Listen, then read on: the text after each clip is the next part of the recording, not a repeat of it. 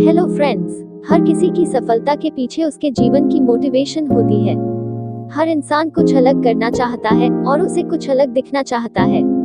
इसके लिए मोटिवेशन की जरूरत महसूस करता है तो उसे कहीं और से नहीं अपने जीवन से ही मिलती है। सफलता के बाद उसी मोटिवेशन से आगे बढ़कर वह अन्य लोगों को भी उसी तरह उजाले की राह दिखाता है जिस तरह उसने अपनी सफलता का दीपक जलाकर अपना नाम रोशन किया। यदि आप किसी से प्रेरणा लेकर और उससे मोटिवेट होकर अपना काम शुरू कर रहे हैं और उसमें सफलता भी पाई है तो इसको मोटिवेशन कहते हैं। मोटिवेशन आपको कहाँ से मिली? जैसे आपने मोटिवेशनल स्पीकर को सुना या उनकी प्रेरणादायक बातें सुनी या पढ़ी। पढ़ाई में अच्छा करने के लिए, जीवन में सफलता के लिए, जीवन का असली उद्देश्य पता करने के लिए, चुनौतियों से निपटने के लिए, अन्य लोगों को नई राह दिखाने के लिए, किसी भी काम या इच्छा को पूरा करने, आपका ओपिनियन उद्घाटन, आइस ब्रेकर और ध्यान आकर्षित करना, विश्वसनीयता, सब्जेक्ट की विशेषज्ञता, साक्ष्य और नॉलेज का प्रदर्शन कर अपनी विश्वसनीयता बनाएं। दर्शकों को विश्वास कराने के लिए किसी भी व्यक्तिगत अनुभव के साथ साथ तथ्यों और आंकड़ों को प्रस्तुत करें।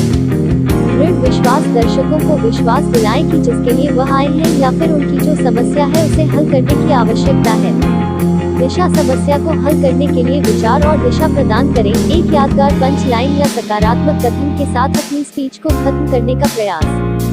उठो, जागो और लक्ष्य की प्राप्ति तक मत रुको। स्वामी विवेकानंद द्वारा कही गई यह पंक्ति उठो, जागो और लक्ष्य की प्राप्ति तक मत रुको उन लोगों के लिए प्रेरणादायक है जो अपने जीवन के कुछ लक्ष्यों को प्राप्त करना चाहते हैं।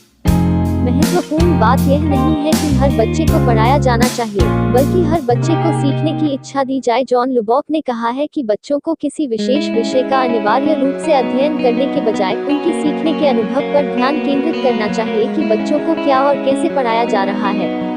Accept your destiny and go ahead with your life. You are not destined to become an Air Force pilot. What you are destined to become is not revealed now, but it is predetermined. Forget this failure, as it was essential to lead you to your existence. Become one with yourself, my son. Surrender yourself to the wish of God.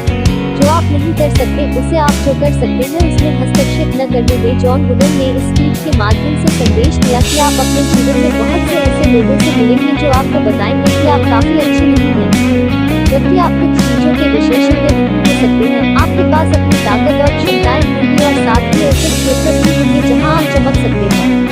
दूसरों को अपने दिमाग में न आने दें और लक्ष्य पर नजर रखें और आप वहां पहुंच जाएंगे।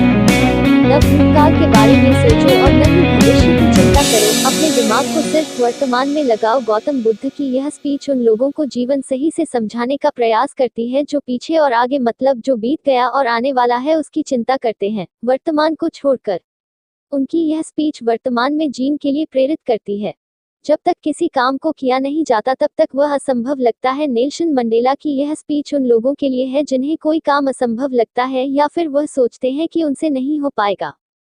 हमारी सबसे बड़ी कमजोरी हार मान लेना है। सफल होने का सबसे निश्चित तरीका है हमेशा एक और बार प्रयास करना। थॉमस एडिसन की यह स्पीच हमें हर समय आगे बढ़ने के लिए प्रेरित करती है, किसी भी काम में हार नहीं मानने और एक बार और प्रयास करने के लिए उत्साहित करती है।